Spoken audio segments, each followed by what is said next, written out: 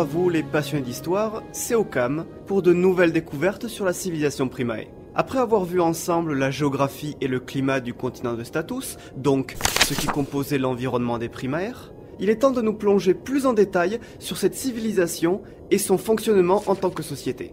Alors, veuillez m'excuser dès lors, mais pour cet épisode, je vais devoir survoler beaucoup de points de l'histoire de Primae, sans pouvoir m'y attarder réellement. Chacun d'eux mériterait d'être détaillé, mais en allant trop loin dès maintenant, eh bien, disons que ma table pourrait s'effondrer sous le poids des documents. Mais n'ayez crainte, nous aurons largement le temps de nous pencher sur les détails par la suite.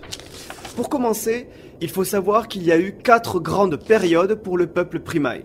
De son apparition aux alentours de -7500 jusqu'à -5500 environ, nous avons eu la période Prétouris, où ceux qui allaient devenir les primaires étaient concentrés en population de chasseurs-cueilleurs au centre de ce qui sera plus tard la plaine centrale. De -5500 à -4680 a eu lieu la période Touris, durant laquelle les primaires se sont éclatés en petits groupes et se sont dispersés à travers Status, en rassemblant ou conquérant les autres peuples primitifs. Alors, on pourrait penser qu'un tel éclatement de ce peuple aurait forcément créé des scissions et donné naissance à plusieurs civilisations différentes, mais il n'en a rien été. Et ça, c'est pour une bonne raison. Avant de se disperser aux 4 coins de Status, les primaires avaient mis en place un système de communication particulièrement ingénieux, pour ne pas dire révolutionnaire, pour l'époque en tout cas. Je rappelle que nous sommes en -6500 avant Jésus-Christ. Et cette révolution se nommait justement le système des Touris. Alors si vous me le permettez, je ne vais pas le décrire pour le moment, mais j'y reviendrai tout à l'heure. Le fait est que de -5500 jusqu'à environ -4800, les primaires se sont déployés à travers tout le continent, ainsi que les multiples îles environnantes. Et c'est aux environs de -4800 que l'on considère qu'ils se sont répartis sur la totalité de Status. À partir de -4683 vient la période qui nous intéressera le plus, qui est la période Nucleus, et qui se déroule jusqu'en -4035, avant la période Aranea, qui est encore très obscure pour nous, car ce fut celle durant laquelle eut lieu le cataclysme qui fit disparaître les Primae. C'est d'ailleurs assez amusant de voir que parmi les financeurs du projet Aranea, qui, je le rappelle, est un projet visant à accroître les recherches pour comprendre ce qui s'est passé pendant cette période et ce qui aurait pu causer le cataclysme, eh bien on retrouve certains gros industriels du web comme Mark Zuckerberg ou Sundar Pichai. Même s'ils ne le disent pas clairement, les chercheurs les soupçonnent d'être dans la paranoïa que le cataclysme des Primae puisse se reproduire. Pour ma part, même si je n'ai jamais été très partisan de l'incursion de gros pontes dans la recherche scientifique, au moins on peut apprécier leur participation financière. Donc, je vous ai dit que la période Nucleus est celle qui nous intéressera le plus, et ce pour 2 raisons. La première, c'est que c'est celle qui est la plus documentée et donc la plus détaillée, et la seconde, c'est que c'est la période durant laquelle eut lieu le plus grand nombre d'évolutions pour cette civilisation, tant sur le plan technique que social et religieux. Alors déjà, on nomme cette période Nucleus, car c'est le terme donné aux 3 immenses villes érigées à ce moment-là, que l'on surnomme également les villes noyaux. Ces 3 grandes cités sont composées d'un peu plus de 5 millions d'habitants, pour des superficies de 1100 km² en moyenne, ce qui est assez proche de la superficie de New York. Les 3 que l'on trouve sont Natura sur la plaine centrale, bien évidemment, Anima, à l'orée entre l'entaille subarctique convexe et le désert boréal, et Vita dans la pointe australe. Alors, je reviendrai sur le rôle des villes noyaux par la suite, mais profitons-en juste pour expliquer rapidement les autres types de rassemblements d'habitations que l'on pouvait trouver par pays. Oui, car effectivement, même si la civilisation Primae avait réussi à ne pas réellement faire scission durant son exode, cela ne les a pas pour autant empêchés de procéder à des découpages par pays. Mais on y reviendra. Donc, outre les villes noyaux qui s'avéraient être des exceptions en matière de densité et de taille, on retrouvait des villes qui comprenaient entre 200 et 800 habitants et des églises pour au moins 2 cultes. Il y avait également les villages dont le nombre d'habitants pouvait descendre jusqu'à simplement 10 personnes et ne comprenaient qu'une seule église d'un seul culte. D'ailleurs, en ce qui concerne les villages, il pouvait être plus difficile de définir leur superficie, car beaucoup de personnes vivaient en dehors des communes. Des paysans ou des ermites, mais également n'importe qui d'autre possédant une habitation à l'extérieur des villages. Malgré tout, la plupart d'entre eux s'arrangeaient pour être toujours à proximité d'une de ces communes pour le commerce et se rendre à l'église. Enfin, chaque pays possédait une capitale dont la population pouvait aller de 1000 à 3000 personnes. Et contrairement aux villes et villages, les capitales devaient avoir forcément une église de chaque culte. Alors justement, j'ai évoqué la notion d'église et de culte.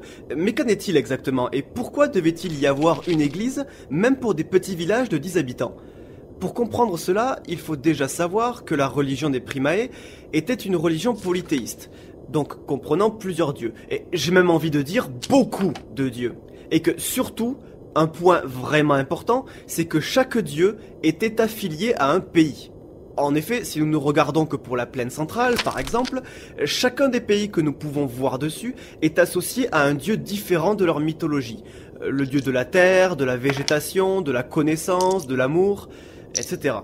Et cela n'en reste pas là, car comme le dit George Lewy dans son excellent recueil d'analyse Les cultes primaréens de la période Nucleus, je cite « Observer la religion primaréenne avec les yeux de notre époque serait comme lire la Bible en ignorant les voyelles ». Donc tout ça pour dire que la religion primaréenne est extrêmement riche, très dense, et pour s'en rendre d'autant plus compte, c'est qu'en plus d'y trouver un dieu pour chaque pays, chacun de ces pays sépare leur dieu en plusieurs cultes. Ce sont en quelque sorte différentes interprétations d'une même entité, et chacun de ces cultes honore ce dieu dans la direction qu'ils estiment être la leur. Par exemple, non loin de Vita, se trouve le pays associé à Disfacal, le dieu du feu. Eh bien, celui-ci possède 4 cultes différents, la chaleur, le soleil, l'incendie et le foyer. Ainsi, le culte de la chaleur estimait que le feu devait s'honorer par le soutien des autres et l'entraide. Le culte de l'incendie estimait que pour honorer le feu, il leur fallait se concentrer sur la guerre et les connaissances martiales. Et le culte du foyer estimait qu'honorer leur dieu passait par le maintien d'une habitation et d'un cocon familial épanoui.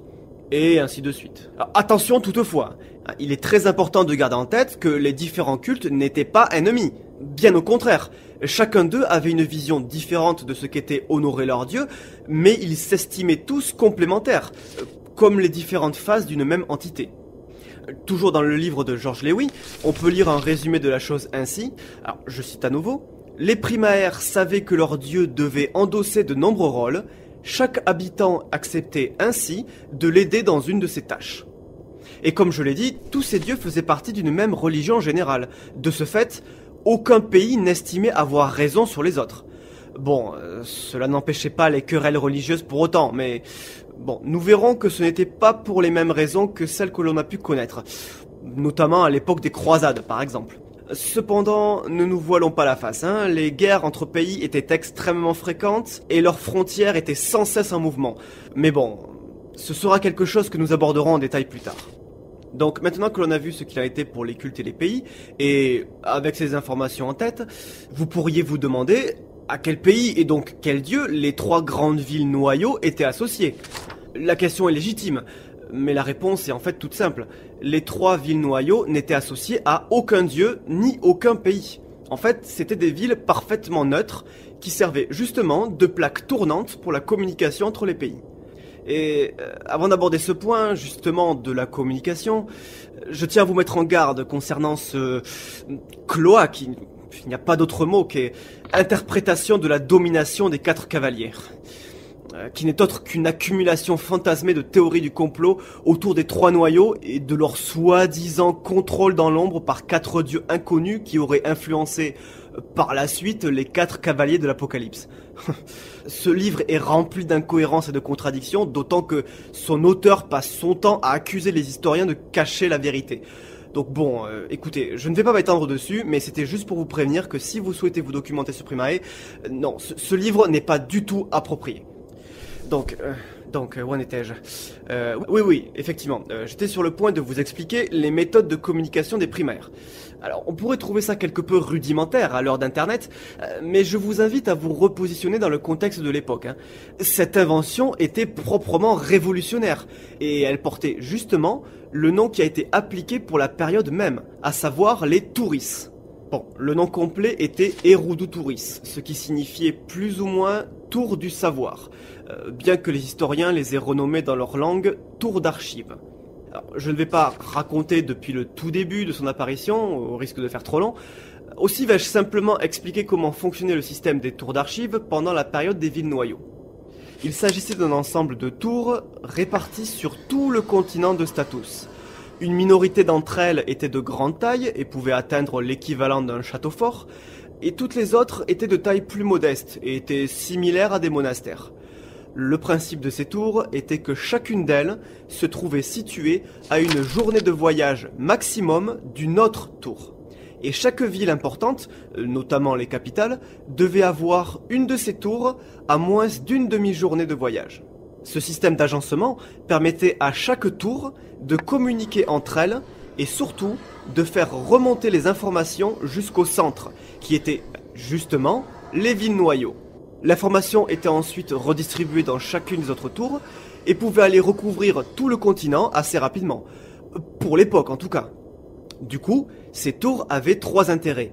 D'abord, elles servaient à transmettre l'information aux autres tours pour la diffusion. Ensuite, elles servaient à recevoir et stocker de l'information pour la consultation. Et enfin, elles servaient de lieu de rencontre entre pays, en tant qu'environnement neutre, pour la diplomatie en quelque sorte. De toute évidence, il y a de fortes chances que sans la mise en place de ce système des tours d'archives dès le début de leur exode, les primaires n'auraient certainement pas réussi à conserver une telle cohérence sociale. D'ailleurs, pour l'anecdote, il faut savoir qu'en 1993, des scientifiques se sont penchés sur la question du fonctionnement anthropologique des tours d'archives. Ils ont ainsi testé son application, à petite échelle, en s'isolant pendant 6 mois au cœur du Labrador au Canada, sous la forme de plusieurs groupes distincts. Eh bien, leurs conclusions mettent en avant une capacité de survie et d'adaptation bien plus important, un échange des ressources grandement amélioré et un partage des connaissances optimisé. Une bonne preuve donc de l'efficacité de ce système, au moins à petite échelle. Enfin, un dernier point social que je n'ai pas abordé est celui du rapport des hommes et des femmes, et des couples de manière générale. Une fois de plus, il y aurait beaucoup à dire. Tenons-nous-en à une description simple pour le moment. Tout d'abord, la civilisation Primae ne faisait aucune distinction entre hommes et femmes. Je précise que je ne parle pas ici d'environnement patriarcal où les femmes seraient acceptées. Non. Il n'y avait réellement aucune distinction faite entre hommes et femmes, que ce soit dans le domaine de la guerre, de la politique, de la religion, etc. Évidemment, à l'exception des différences biologiques. En fait, il y a une explication assez simple concernant cette non-distinction sexuelle. Contrairement à la construction que l'on retrouve dans la plupart de nos sociétés occidentales, qui a tendance à imposer deux genres, à savoir le modèle féminin et le modèle masculin, eh bien, les primaréens, eux, avaient bien plus de genres que cela. Pour ne citer que quelques exemples, guerriers, protecteurs, moines, bâtisseurs, etc. Et bien entendu, hommes comme femmes pouvaient s'identifier à l'un de ces genres, dont chacun d'eux avait ses modèles et figures propres.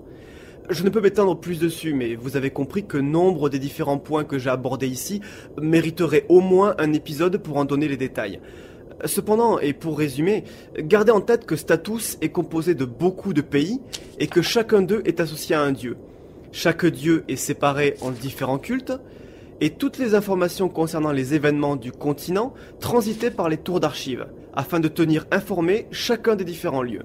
Une dernière précision, ce que j'ai dit sur les fonctionnements sociaux venait s'appliquer à quasiment tous les pays de Status.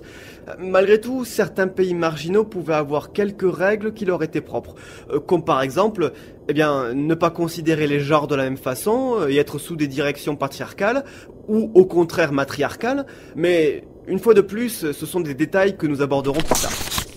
Je tiens à vous rappeler que cet univers, ces histoires, ainsi que tous les éléments que je vous ai montrés, ne sont que pure invention. Mais si vous les avez appréciés, vous pouvez les partager autour de vous. L'univers de Primae continue de se construire et vient d'acquérir les bases de sa société.